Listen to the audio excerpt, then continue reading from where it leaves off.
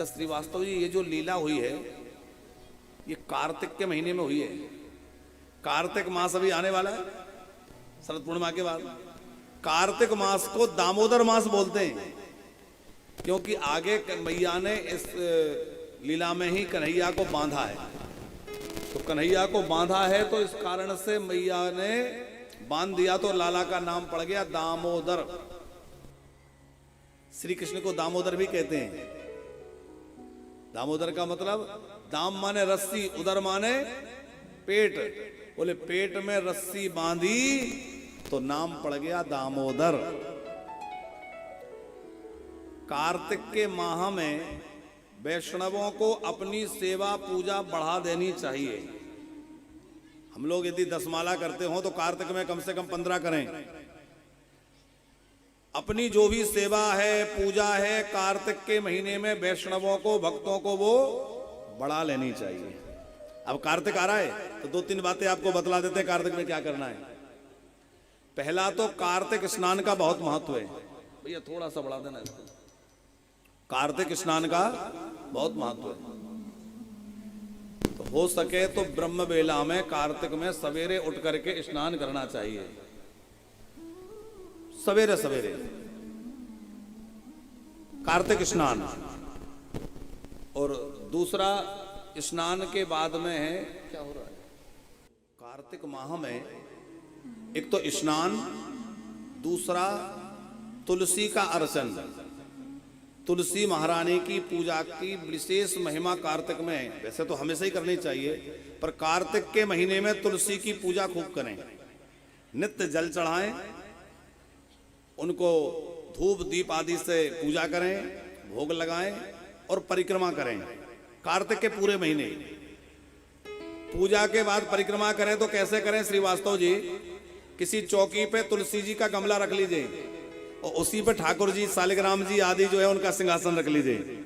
तो तुलसी सालिग्राम दोनों की जोड़े से परिक्रमा करनी है, अकेले तुलसी जी की नहीं। भगवान को बिठा लीजिए, सालिग्राम जी को बिठा लीजिए, तो सालिग्राम जी के सहित या ठाकुर जी के सहित तुलसी बैठी है और तुलसी महारानी की परिक्रमा ठाकुर जी के सहित कम से कम 4 परिक्रमा, और ज्यादा हो सके तो फिर 21 परिक्रमा, 51, 108 जितनी दे सकें अच्छा है।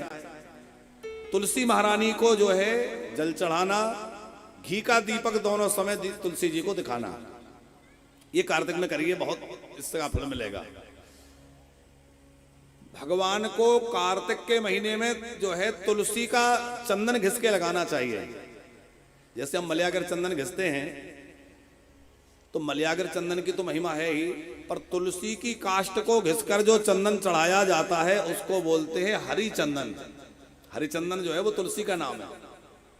मोटी लकड़ी तुलसी की मिल जाए तो उसी को घिसिए, और न मिले तो जो है तुलसी पत्र लेकर के और उसी को घिस करके चंदन के साथ, और वही भगवान को लेपन कर दीजिए। भगवान को तुलसी जी का चंदन अत्यंत प्रिय है।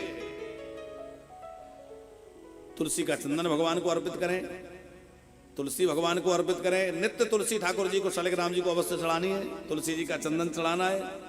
और संध्या काल में पूरे 30 दिन दीपदान का नियम ले लीजिए, दीपदान अवश्य करें। सवेरे स्नान, फिर तुलसी महारानी की पूजा, शालिग्राम जी का अर्चन, फिर दोनों की परिक्रमा, और शाम को दीपदान। दीपदान में विशेष नियम यह है कि घी के दीप लगाएं, तेल के दिए नहीं जलाना। हो सके तो पूरा प्रयत्न करें कि गाय के, देसी गाय के शुद्ध घी से दीपदान करें। उसमें भी जो दीप आप दे रहे हैं, दीपदान कर रहे हैं, उन दीपकों को तुलसी की लकड़ी से जलाएं। जैसे माचिस की तीली से ना जला के, मोमबत्ती से ना जला के, तुलसी की काड़ियां जो हैं उसमें आप रुई लगा के रख लीजिए और घी में उसी को भिगा करके उसको जला करके उससे दीप जलाइए। तो सामान्यतः जो दीपदान होता है उसमें 1 करोड़ दीपदान से जितना फल मिलता है, उतना तुलसी की लकड़ी से जलाए हुए, जोड़े हुए दीपक का दान करने में 1 दीपक से फल मिल जाता है। 1 करोड़ दीपक के बराबर, इतना अधिक महत्व है। तुलसी महारानी की बहुत बड़ी महिमा है। कार्तिक में तो बहुत पूजा। दामोदर स्तोत्र का पाठ करें। दामोदर स्तोत्र बहुत प्यारा है। करारविंदेन पदारविंदम मुखारविंदेन विनिवेशयन्तम पटस्य पटस्य पटे शयनम बालम मुकुंदम मनसा स्मरामि। ये जो है बहुत दिव्य स्तोत्र है। आप गूगल पे भी ढूंढ लेंगे तो आजकल तो इंटरनेट पर सब उपलब्ध है। छोटी छोटी पुस्तकें भी बाजार में मिल जाती हैं दामोदर स्तोत्र के नाम से। तो दामोदर स्तोत्र का पाठ करिए